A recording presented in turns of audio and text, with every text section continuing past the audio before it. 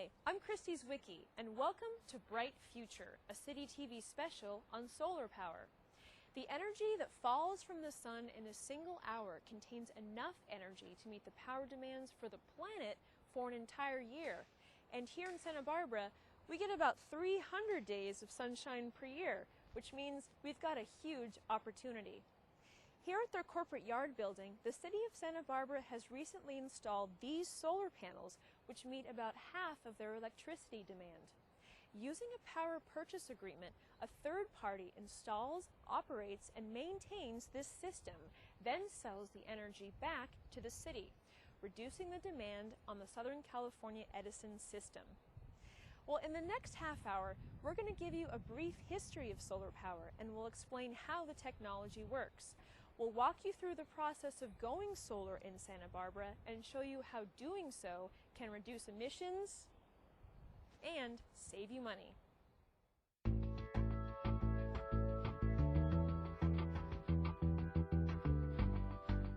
The sun fuels almost all life on Earth. It drives the planet's climate and the weather. Plants convert sunlight into food, and animals eat those plants for food. Humans have recognized this power from the beginning, incorporating the sun into ancient religions and mythologies. As far back as the 7th century BC, humans began to harness the sun's energy in a new way, using glass to create fire. Throughout the world, structures were built in harmony with the sun's warmth and light. As time progressed, so did the technology. By the late 19th century, solar collectors were on the market. These systems could power machines or generate hot water and heat for homes. In 1839, French scientist Edmond Becquerel discovered another way to use the sun's energy to generate electricity. He called it the photovoltaic effect.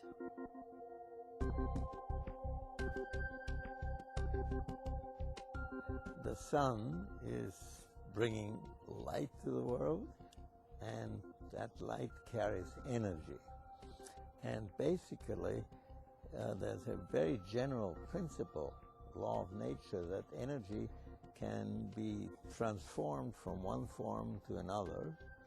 There's a huge amount of energy coming down from the sun on the globe, on the planet as a whole, and the solar cells pick up a tiny, tiny fraction of that, and they convert it into a different form of energy, namely electrical energy.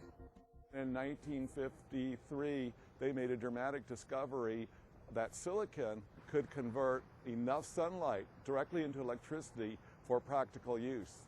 Question was what to do with that material. For about 2 years, people who invented it were real depressed because they didn't see any uses for it.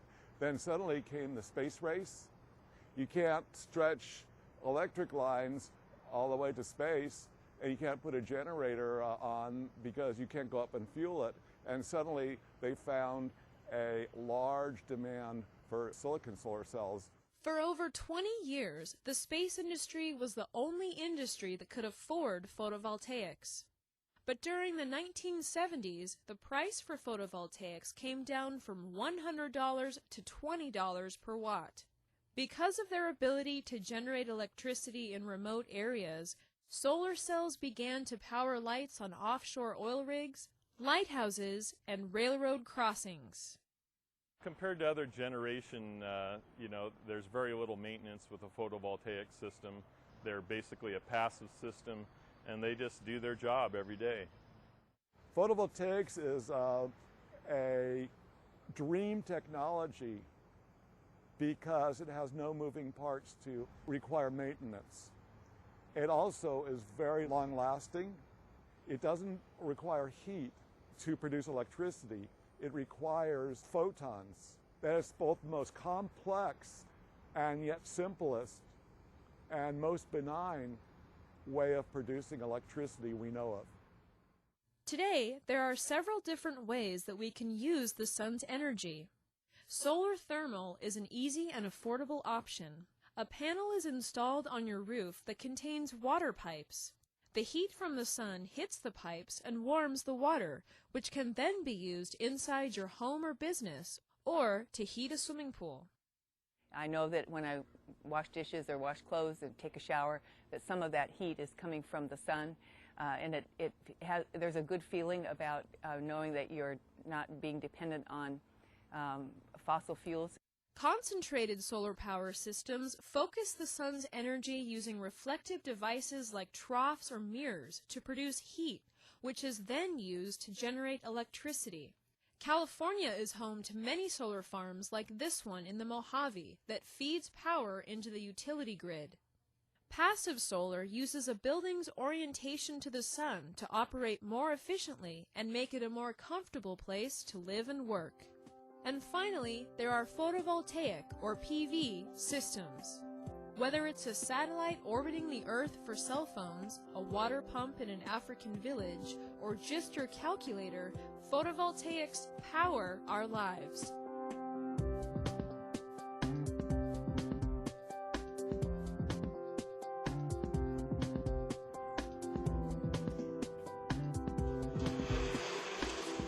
City firefighters at Station 2 work in a building that gets half of its energy from the sun with a 15-kilowatt system.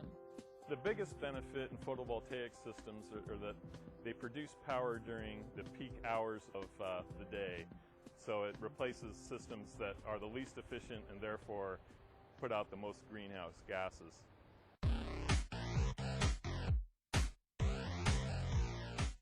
The Solar World Company is the largest manufacturer of photovoltaics in the United States, and one of their factories is right in our backyard.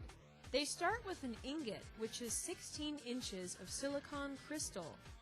A wire saw cuts the ingot into thin wafers, which are then printed with a metal-filled paste and fired at high temperatures. From there, the cells are placed into rows, and then robots arrange the rows into what are called modules. Each module is tested with simulated sunlight, then packaged and sent around the world. Raju Yanamandra has been in the solar industry for 30 years. In the early days, the manufacturing of solar cells was done one cell at a time. You literally took cells, washing them in different solutions, taking them, etching them, screen printing just like the way you would screen print on T-shirts. It was such simple, basic technology, lower efficiency product, which amounts to about 4 minutes per cell. That is the rate at which we were producing. Today, we produce 50 cells per minute. We used to make probably 100 modules or so per week, and today we make about 700 modules a day. We are literally consuming and selling every one of them.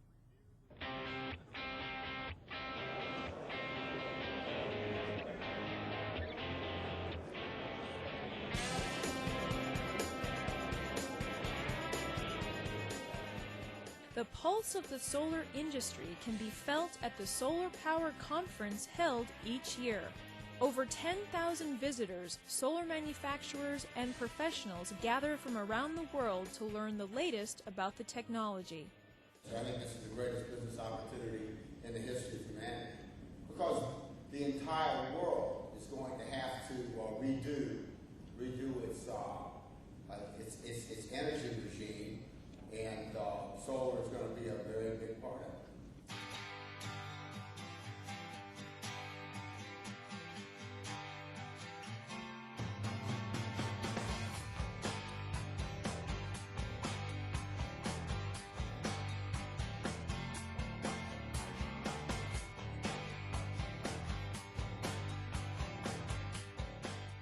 Photovoltaic systems for residences are really a great choice because the cost can be amortized over a long period of time.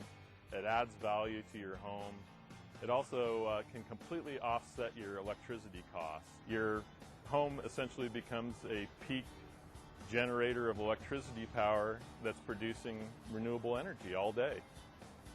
I got a little device in my office that I can use to watch how much energy and electricity the system is generating. I'll watch it first thing in the morning when the sun comes up, and then when I get to midday, I'll check in with it and say, oh, you're generating 2.7 kilowatts. pretty good sunny day. So that kind of thing is really fun. It almost gets to be a hobby. It makes me feel great. It tells me that an investment in solar energy is really going to pay off, and it was simple to accomplish. It takes no maintenance, and I'm doing a good thing. Okay, so we've got our motivation. You can save money on your electricity bill and help protect the planet. But how easy is it for you to go solar? It starts with a simple phone call. It's really quite simple now to start the process. Just call up one of the installers. They'll come out, look at your roof layout, tell you what size of system you can have. They'll look at your utility bills. You'll need to maybe pull up the last couple years of electrical utility bills, let them see those. They will design the system. They will get the permits for you. What they'll do is give you a full analysis of how much it costs, what your return will be, how much you'll be saving on your utility bills. They're also working with homeowners on how to cut their demand in electricity. So they're looking at the conservation side. And I always think that's the place we should start.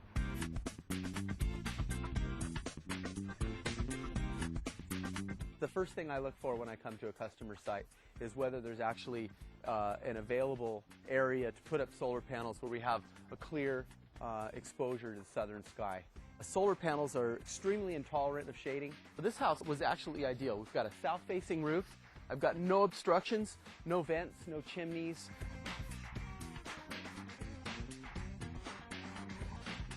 This is a Solmetric Sun Eye.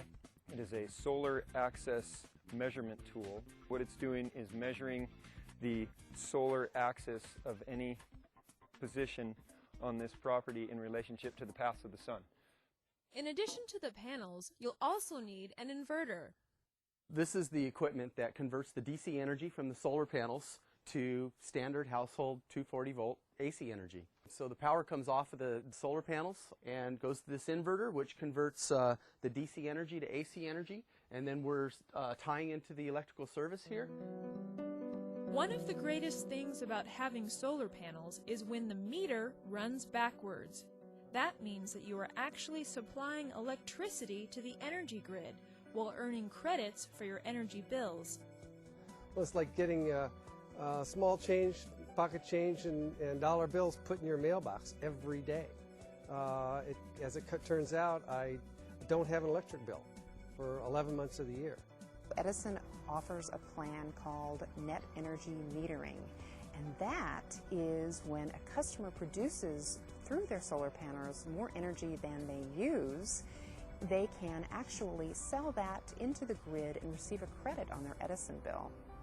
You are able to produce an excess amount of energy, which typically happens in the summer, and you're able to use up that credit in the winter months or months where we don't have a lot of available sunshine. And you're able to do that for a whole year. After the 1 year period, you start all over again. Can't carry over your accumulated credits. So it behooves you to size the system properly and not exceed what your annual need is. When I go on vacation, my solar cells keep working. They're like a little power plant, but without any harmful side effects. So I'm really contributing to the well-being of the world, of the country, of California, of Santa Barbara. Makes me feel very good. This is a larger system than most single-family homes will need. But in this case, the sun powers more than a house. What the customer has here is 2 electric vehicles. The solar array that we put on the roof is actually sized to not only meet the annual electrical need for the home, but also charging the electric cars. I think this house is an excellent example that the technology is here right now where somebody could literally put up enough solar panels to meet 100% of their electrical need as well as their commuting needs in this case. This customer has pre-purchased their electrical energy needs for the next 30 years.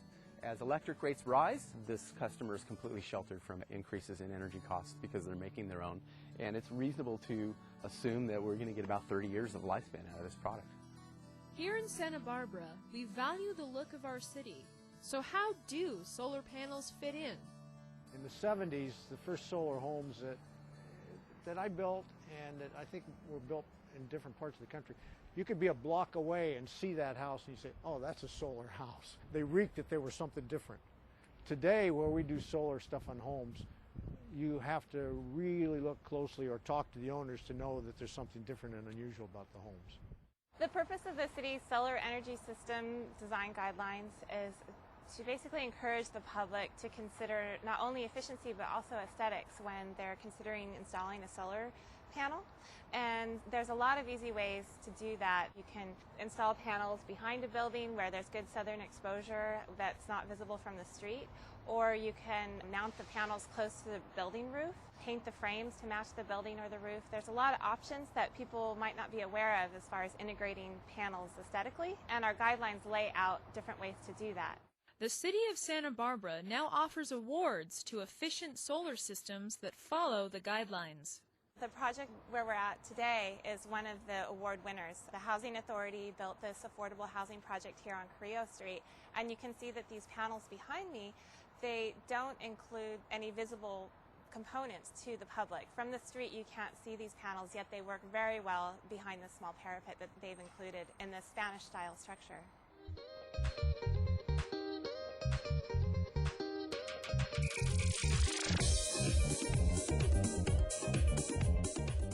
We're here at cameraman Chris Bell's house, where we're going to show you a really easy way that you can incorporate solar into your own house. It's called a solar attic fan, and not only will it keep your house cooler, but it'll save you money on your electricity bills. So come on. Hey, Chris.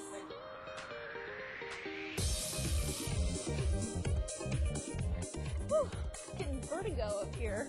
It's easy to install a solar fan if you have a typical asphalt shingle roof. Tile, slate, and metal roofs require more expertise. So unless you're an avid handyman like me, you're gonna want to hire a pro to do the install. Chris marked the center between the studs beforehand and then measured the appropriate distance from the ridge. You can actually hear the fan working right now. We just took it out of the box, but the sun's hitting the solar panels and it's already working. So that's pretty neat. And this is called a thermal switch. And what this will do is when the air in your attic drops below 70 degrees in the winter, it'll shut the fan off because you want to keep that warm air inside the attic. Once the hole is cut, you apply caulk to the bottom of the fan and then screw it to the roof. More caulk is then added between the shingles and the fan. It only took us about 1 hour to install this awesome solar attic fan. So just for a few $100s, this little baby will keep your energy bills low for at least 25 years. High five.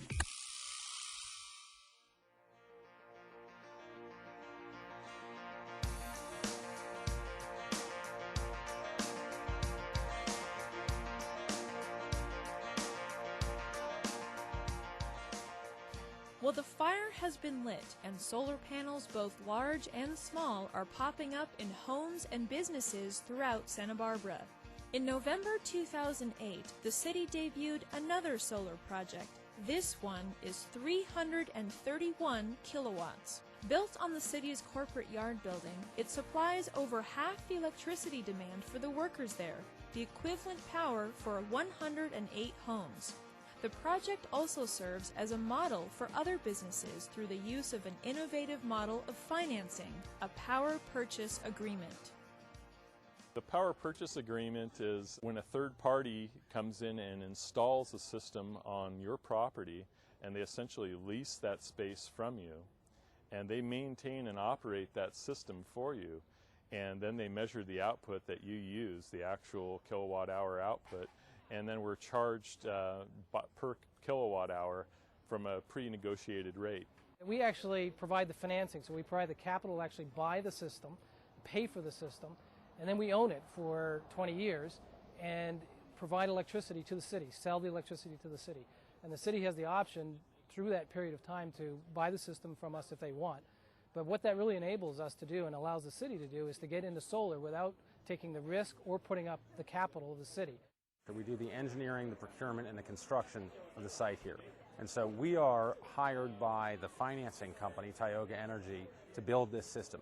They'll then own it and sell the power back to the city. we're actually saving money by building a system that has a lower cost of power over the life of the system. So Santa Barbara's setting a great example. This is one of the biggest city installations around, and so for them to take this big step, I think can help show other cities how easy it is to go solar. Other local businesses have found big benefits to making the switch to solar. As part of a state program to get renewable energy on fairgrounds, Earl Warren Showgrounds installed over an acre of solar panels on the roofs of their barns in 2003. The idea obviously was to generate electricity, but also to kind of use a capacity that we've never tapped before. The barns are unused about 3 or 4 months out of the year, and even when we do have horse shows, we have the ability to generate electricity, and we generate about 340 kilowatts a day in energy. I'm told enough to power 148 homes. We've been on the grid now for about 3 years. The year before we started, we paid approximately $120,000 for our electric needs. The year afterwards, we paid about $60,000, and the rest of the money went to support the loans that we have on the equipment. So essentially, when all is said and done, we broke even and actually made about $10,000 in the bargain.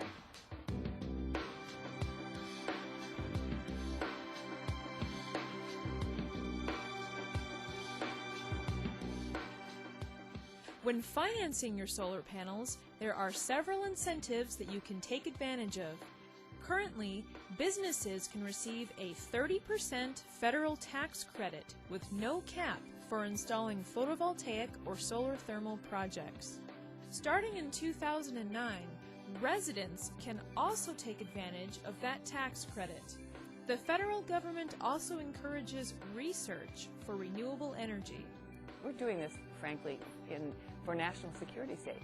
We know, first of all, we're going to run out of fossil fuels one day. We also know what they do to our climate, what they're doing to global warming.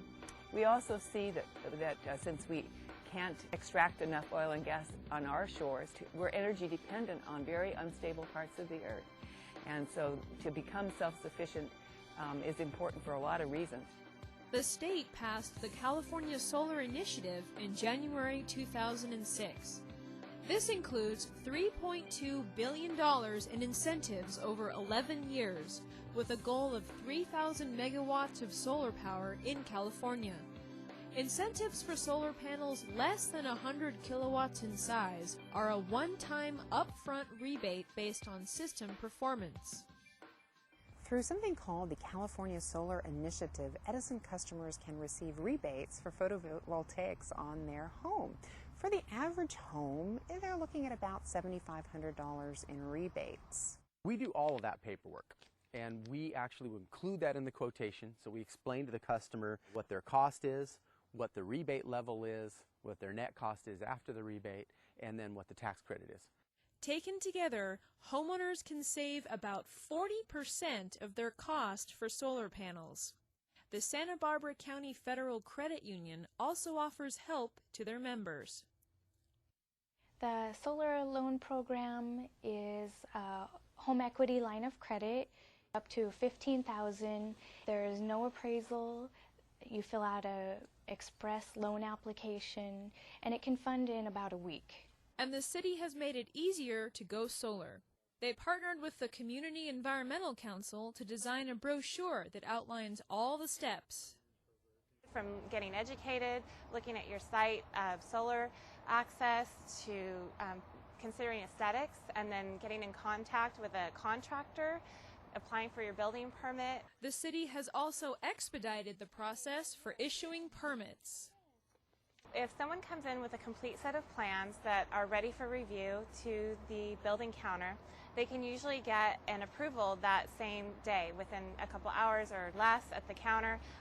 We have a one-page checklist that we do for our zoning plan check, and so this really helps the contractors by being able to get a building permit issued in the same time that they come in for the application.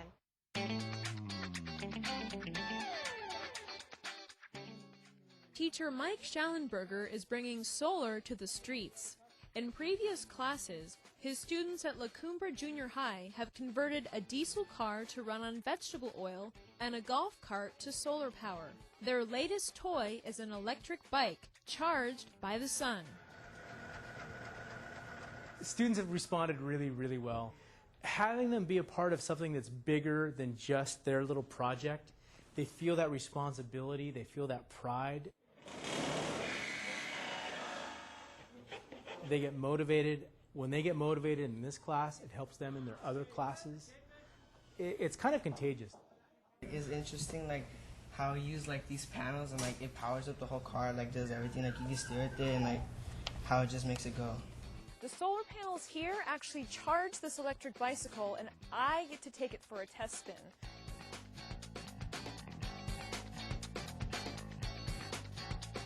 Woo! Go solar! You can't let the sun just go to waste. The technology has evolved enough now where you have these pretty efficient panels. The price has come down. It's easy. It's reliable. It's kind of like this cool power out that comes out of nowhere.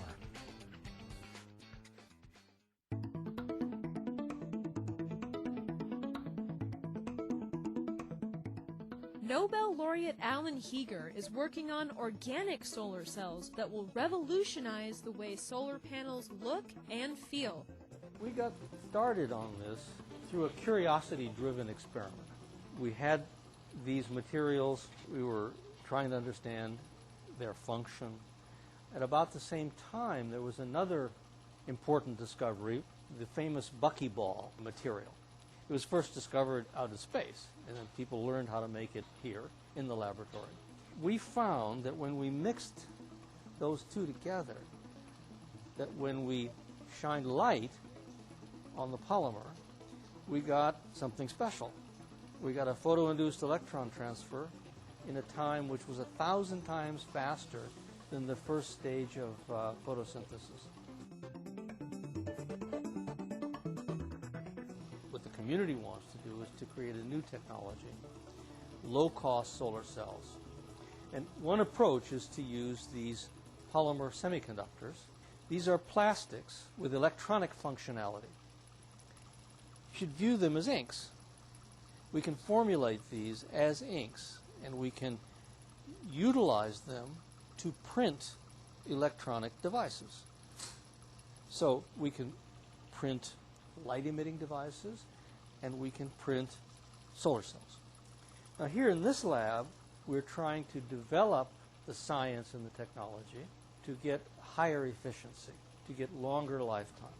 But our goal is this. Okay? Now this is an example of a plastic solar cell that was printed on a roll-to-roll instrument. As you can see, this is flexible. It's very lightweight. It conforms to a surface. Exciting new stuff.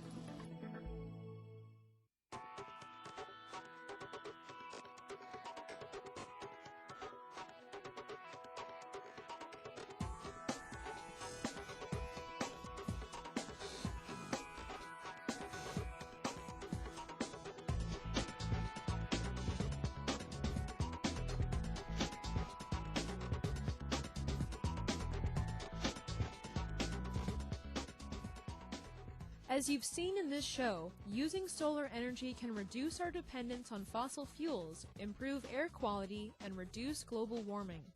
Whether it's installing solar thermal, photovoltaics, or a simple attic fan, you can harness this abundant resource and protect our planet for years to come. We have a shortage of energy in our state. No new power plants are being built, and there are a lot more people moving into the state. So the demand for energy is going to increase. We cannot work this problem out by importing oil or importing gas from other places. We have a local resource that we have. We can solve that problem. And with buying a solar system out there, you're not only helping yourself financially, you're helping the state solve its energy problems. It's a small step.